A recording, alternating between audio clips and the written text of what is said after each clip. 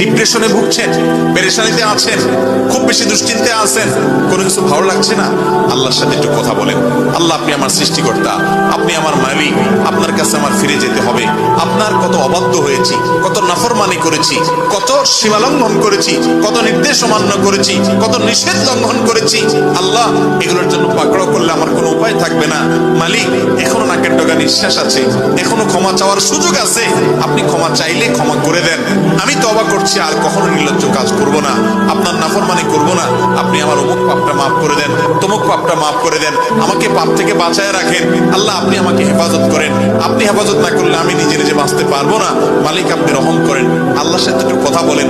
আল্লাহর কসম, সালহাতুস সঙ্গে বুদি দিল খারাস, আজমুদে এক জামানা খাকে বাস। পাথর হয়ে বহুদিন ছিলেন ভাই, একটু আল্লাহর সাথে কথা বলেন, চোখের পানি ফেলেন, দোয়া করেন। বিশেষ করে ভোর রাতের দোয়া, ভোর রাতের দোয়া, এটা গুলি মিস হলে মিস হয় না।